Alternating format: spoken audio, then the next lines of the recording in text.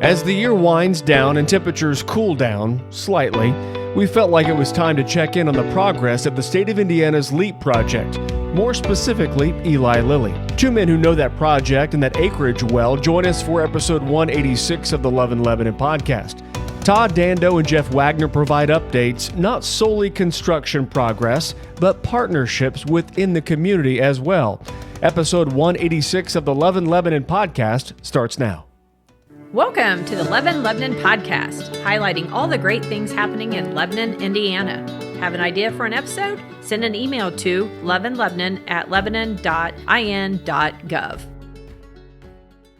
Hey everybody, and welcome to this episode of the Love in Lebanon podcast. I'm Joe LePage, the City of Lebanon Communications and Community Development Director. We're talking about our community and it growing. Two guys that have seen that happen firsthand, and we're just getting started. We've got Todd Dando and Jeff Wagner here with Fluor Corporation here on this episode of the podcast. Guys, you're repeat guests. Appreciated not being miserable, and you guys are willing to come back with us. Thanks for being here. Thank you, Joe. Yeah, thank you, Joe. It's a pleasure and our honor to be here. Thank you. And ours as well, to be able to get kind of firsthand ideas and understanding of how many moving parts and how much is happening out at the site. Todd, can you kind of talk about where things stand right now? I think the last time we had you on, you gave us a percentage. Not going to put you on the spot to do that this time around, but things still moving and shaking and really popping up out there. Again, thank you for having us, and thank you for the Lebanon community for welcoming us as well. As you're driving down the highway or around town and you see the structures going up, that's the phase we're in. A lot of concrete being poured and steel is being erected. Percentage-wise, we're between 5 and 10% complete over the site, but now we're tracking progress by individual buildings. So if you're familiar with the site, the most complete building is the CUB, the Central Utility Building, and that's approaching about 15% complete. We're going to get right in, beat the weather so we can get the building interior started. And then two of the manufacturing facilities, you'll start seeing the steel going up the last few weeks.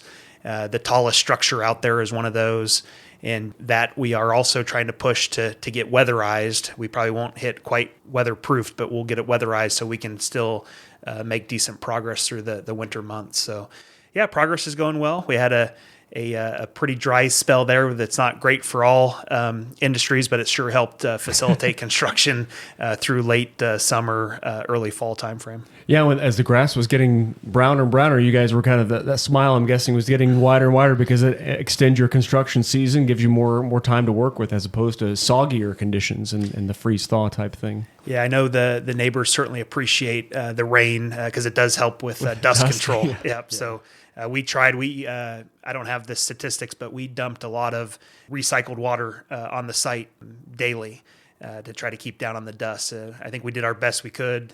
Whenever we did hear any neighborly advice to improve, we certainly took that to heart and did our best. And you mentioned the neighbors a couple different times, Todd, and Jeff would love to talk to you about that as well. How much goes into the communication with the neighbors, as you call them, those folks that are affected and realizing that it's not exactly convenient to have what's going on to the north of their home.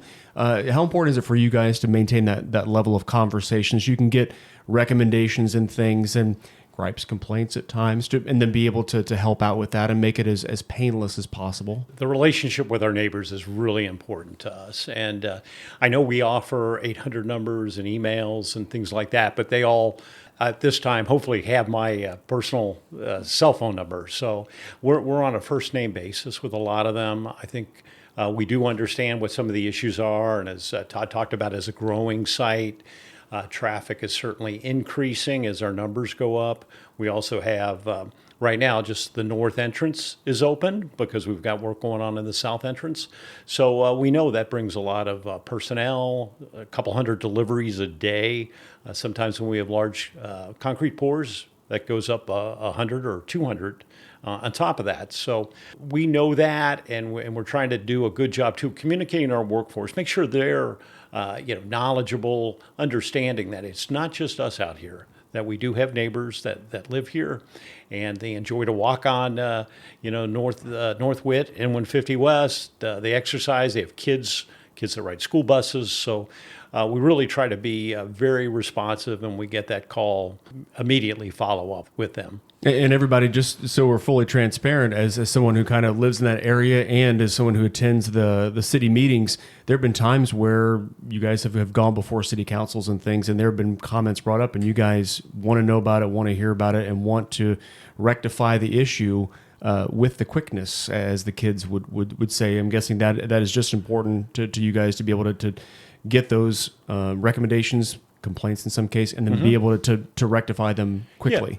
I think there's nothing more frustrating than having a question, having an issue, and not having someone that you can ask, or not getting a response that's either prompt or accurate. So we want to try and provide both. And I think we've come a long way, and we certainly respect the neighbors' views and understand that we're changing the world in a lot of degrees. So, but to be represent our company, represent Lilly and the project, and to some degree, with LEAP being the first project out the gate, we hope to set a high standard for how we do our communications and community relations. And have you seen that relationship kind of grow with those neighbors, where it's been the, oh geez, this is happening, that kind of the shock factor to the not in my backyard, the NIMBYs, as we would say, the acronym, having that kind of massage itself into more or less a collaborative relationship of having that first name basis like you talked about? Yeah, I think we have, especially with some. I mean, that we've tried to help out. There might be things that they've had come up that we've got the, ability to help them correct something. Or in one case, we had a neighbor that the mailbox, as they redid North Witt, was a little too close to their driveway. So they reached out to us, and while that's outside of our scope, I certainly know who to contact about that, and the crew that's doing the development were quick to get that moved. And there have been other instances like that. So I think they're realizing that they do have an avenue they can go to and be able to get action. Everybody, we're talking with Jeff, and we're talking with Todd from Fluor Corporation. Todd, did you have something you wanted to add there? Maybe just highlight a couple weeks ago, Jeff and the team organized a barbecue dinner with the community, and Jeff highlighted it, right? Having a person, a name, somebody that you can make a recommendation to, make a complaint to. I think it helps when you have a cell phone, you have a first name, or you have some perspective on it. So at this barbecue that we hosted a couple weeks ago, great turnout. We did 2 of them, had about 30 to 40 people at both of them. And we ate dinner as a community, as a team fellowship, and just getting to know one another was great. And then I took several families around the site in my truck and gave them an up close and personal, so they could see what we were working on. And I think that added perspective. And I think that relationship, like Jeff said, that personal, putting a name behind it, putting somebody behind it that shows you're trying and we want to be a good community member was a highlight there in the last few weeks. So it's just that community within the community that is directly affected and feeling it the most significantly. And the first thing our colleagues from Lilly said after that is, I want the spring cookout on the calendar so we can, look ahead and plan that. So I think we'll plan to do those like every 6 months. I think would be a good cadence, and enough change will have happened too that we can give them that up close look to at the project. Mm-hmm. You guys, Jeff, you talked about something that was outside the scope of what you guys do, talking about the mailboxes being a little bit too close to the neighbor's home.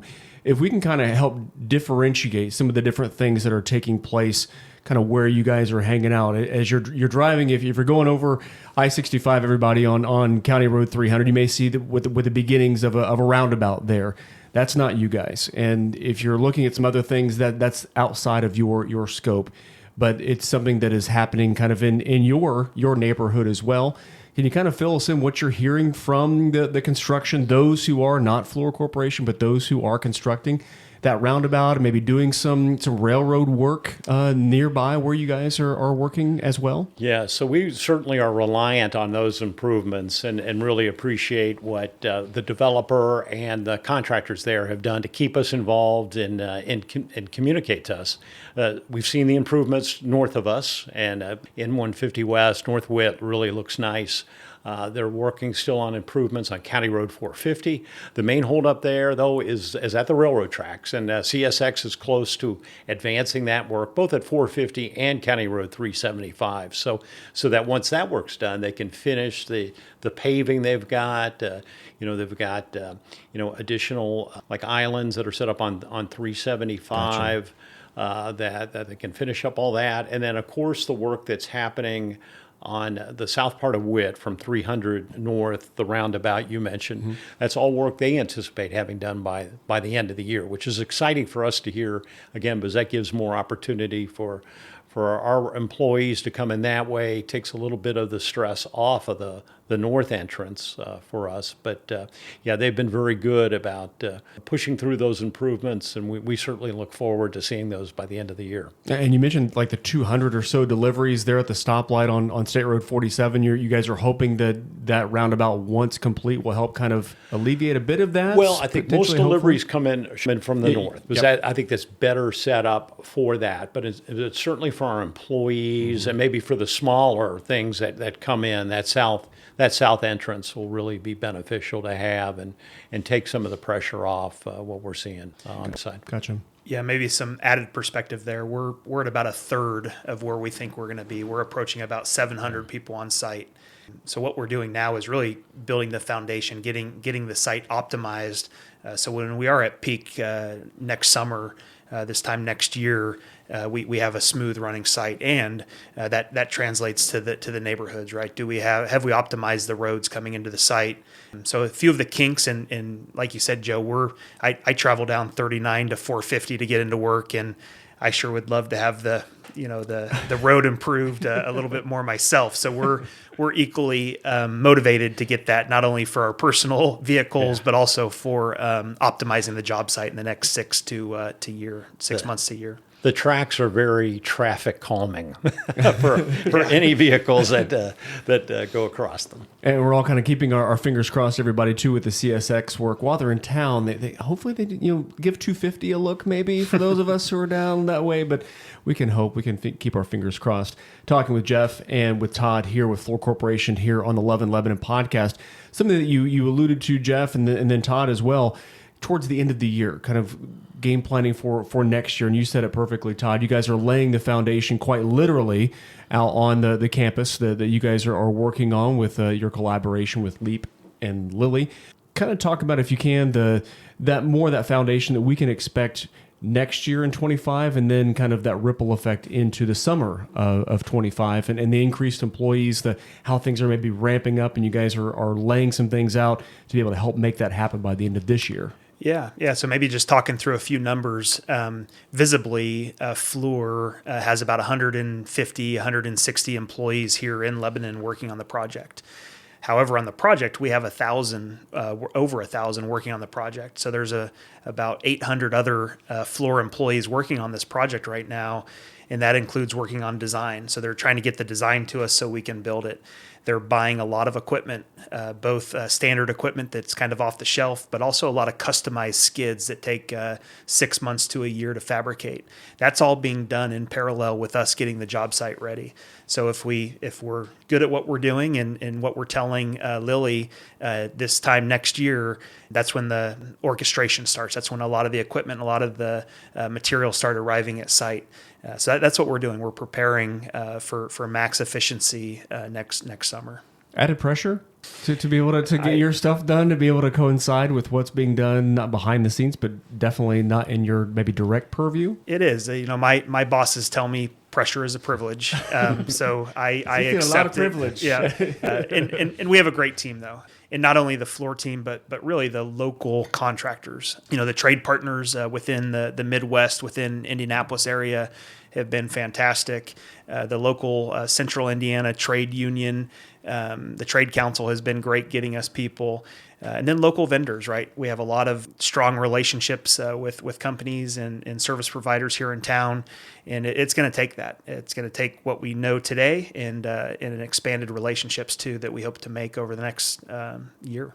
And Joe, part of the role too that we have is communication. So not only the community relations piece, but Ray Hostetler who is local. Boone County helps me a great deal, her and her company, with how we do internal communications to employees. So everything from what you see as you pull through the gate, where you see the renderings of the site, good signage that direct all these new people, especially that come onto site, to know where to go as you enter the portals to go through, and you basically you would badge in, but what are those images? What are those messages you see about safety, about what our expectations are, what the client's expectations are?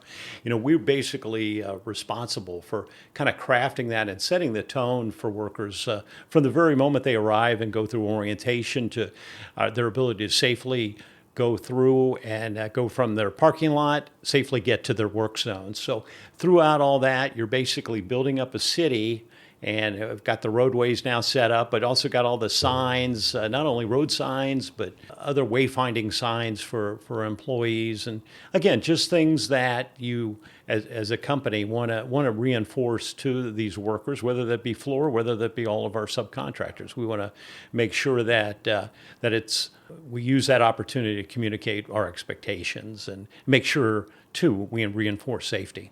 As easy as it is with one of the collaborators over your right shoulder, Jeff, as we're talking on this podcast, how have those expectations gone with working with those folks that are local, whether it be with the contractors that have local ties, or heck, even food providers? Kind of talk before we hit record, everybody. There's a box truck that's over in one of the city lots here, and they provide some of the food and things and collaborate with you guys and a lot of the workers that are out there. A number of different entities do as well. How have those expectations gone based on what you were hoping for or playing for, and then how it's playing out in real time? Sure. I'd say from our standpoint, buying local is a priority, and we know that that's a commitment for our client as well. So we have been very fortunate. We've got really great people. We got a lot of support from the Boone County Economic Development Corporation, as well as the Chamber, introducing us to those companies that can provide the goods and services that we need. I know we have the number of our local hires is certainly going up each week. And we appreciate that knowledge, too, of folks that have grown up in the area. But from a food standpoint, we've got a number of, like you mentioned, Unforgettable Catering does some terrific work for us. They're providing food in our central utilities building canteen. And it's not the kind of food you get at a normal job site, let's say. It's really excellent. They do a great job taking care of us. We have our Wednesday morning safety breakfast, and we have 2 local providers, Clues and On the Go Catering, that bring that lunch out or breakfast out to us at 6 a.m. So that you can imagine that crew's working late or early to get that food ready for us. But really, we've been very, very fortunate. And we've got a number of discrete services too, whether it be security, whether it be housekeeping, whether supporting for our document control group. All that's locally based. And I don't know, Todd, you can probably speak to more of the groups that are supporting us, or the companies. I think what Jeff is mentioning too, we want to share with you, Joe, and your listeners, is that's a big part of strategy. Right now, we are trying to attract people to the job, and there's a lot of talented companies and service providers here, and we're leveraging that all we can. But after we get to attract, the next word is retain. And so waking up at 5 to serve breakfast to 700 craft, that is extremely important. And we can't do that. That's not our expertise, right? Not your wheelhouse? You're not flipping eggs for 700, Jeff? No. We can't. So we are dependent on local services, on the community to retain people. And that will be important ultimately for Lilly to launch this facility. It's gonna take a community. We definitely have our part, and we take responsibility for that.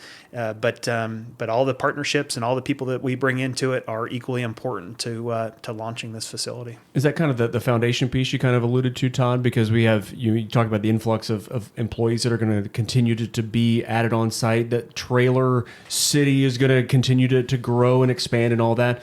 The importance of laying the foundations of that collaborative effort, is that just as important as the foundation of the buildings and things, the steel? Absolutely. And we're very proud. It has been coined Trailer City. I think there's 12 10-pack trailers out there now, so quite a complex, and more coming, right? Yeah. More and more administrative employees that work in trailers will be out there. And we do pride ourselves on setting up nice facilities, because at the end of the day, people have choices. The economy is good, and there's work just about everywhere, especially in our industry. And we want to have a pleasant experience, and that extends beyond work, right? A lot of people that live here have joined community groups.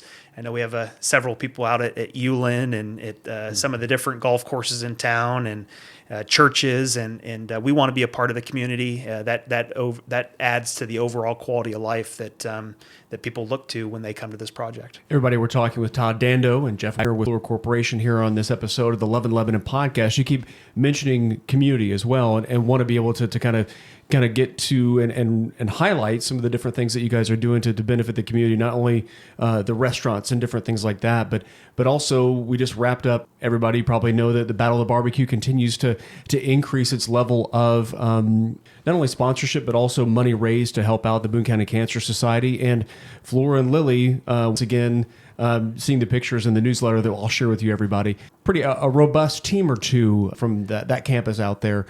Can you kind of talk about that, Jeff, about the community that continues to be enhanced with your efforts, their efforts? Yeah, the Battle of the Barbecue was a lot of fun for us. In fact, we had a good friendly competition with Lilly on the best tasting barbecue. Now, they won out, but this year, you get them next year, though, right? That's what we said. It's just we were able to bring out, a lot of our workers. They really enjoy it. I mean, what a great place when it's such a good, what it benefits is the Boone County Cancer Society. But to be able to come out and meet so many people and just really engage them and just have a great afternoon and see them raise $100,000. That was pretty terrific. So that is things that our employees love to get involved with, as well as Lilly employees. And then really neat to see last week the dedication of the alley-oop, the alleyway, and what a great job that you guys did, and Missy and the whole Heart of Lebanon group that have that vision to be able to take something that's underutilized and figure out a way to really make it something that's attractive and enhances the city. So we're excited to be part of that. And of course, we know Stone Eater Bike Park is set to open later this month, and I know the first race is. I know Kevin Krulik has talked about is going to shortly then follow, or maybe even be before that. The same weekend, yeah. To be have the ability to be part of that is really exciting for us. So glad to have these kind of opportunities, especially as they give us a chance to do things. And I know Lilly held their Global Day of Service a few weeks ago. I think the only complaint we had was the areas look so good. It's hard to tell the difference, in some degrees once you finish up, because again, just very, very livable city. You guys do a terrific job of making it attractive. And just to recap, everybody, just so you know, the things that Jeff's talking about, if you go to the north side of the square, that the Alley-oop project, you'll see on one of the plaques, the sponsorship plaques, you'll see the Fluor Corporation plaque there. Also, the day of service, it was a Lilly initiative, but saw both Todd and Jeff out there doing things, and a number of different Fluor employees as well. These weren't at gunpoint. This is part of who you guys are and what you guys do. Is it kind of go back, Todd, to that spirit of community, that whole thing that we're in this together as you guys are not only building buildings, but improving, hopefully, the community in which you're doing those things? Yeah, absolutely, Joe. It was probably one of the more rewarding days of my career, certainly in the last couple of years, going out and picking up trash for 4 hours. It was rewarding picking up trash. Okay. It was therapeutic just because it was a change of pace. But the rewarding piece was working shoulder to shoulder with other employees, Fluor employees, Lilly employees, some of our trade partners. Obviously, yourself was out there. So just being bonded and cleaning up the bike park was a great day. It very different than the average day on a construction site. So you cherish those, and it kind of resets your mental clock a little bit. So it is kind of good to get out of the office and do some of those things and kind of reset a little bit. That's for sure. As far as the future, what's the rest of the year look like? Not sure when we'll have you guys back on the podcast. Hopefully, certainly we do that. If not later in 24, then certainly in 25 and beyond. But what's on the docket before the year ends? We talked about the laying of the foundation and getting those things ready to rock and roll for into 25 when the ground thaws and things like that. But Any goals for either one of you as the year wraps up before things get all kind of buttoned up for the winter? Yeah, from a construction perspective, we are getting ready for winter. Winter is coming, and we want to. What we're doing today is making sure we're as efficient as possible in those winter months. And we've got a hardy crew, though. They'll work through the winter where we can put some heating provisions or get things weatherproof. We'll do that. So that's really what we're looking to do, Joe, is get weatherized and then ramp up. Like I said, we're about a third of the craft on site of where we want to be. This time next year through next summer, we'll be ramped up, and that's when the fun starts. Most of the work will be inside of the manufacturing facilities, and as I said before, a lot of the equipment, a lot of the work that's being done today will come to fruition this time next year. Winter is coming. I feel like I've heard that in a TV show somewhere. Yes, I feel like Jeff, for you, any goals before the year ends and button some things up as well? Yeah, sure. And I'd say from a communication standpoint, certainly finishing strong, making sure we communicate to our workforce. Hey, we've had a great construction season. Let's finish 2024 healthy, really get a lot done and be prepared for 2025. So got some things in the works that really try to reinforce that and get people excited as they go into the holidays. Fantastic. Todd, Jeff, thank you so much for being here on this episode of the podcast. Let's do this again. You want to do it again sometime? Absolutely. And maybe yeah. We'll do that. And thank everybody for listening to this episode. We'll have to get Ray, get you a mic next time. You're right here calling the shots and making eye contact and being awesome. Everybody, we appreciate you listening to this episode of the podcast. More episodes coming your way soon. Take care.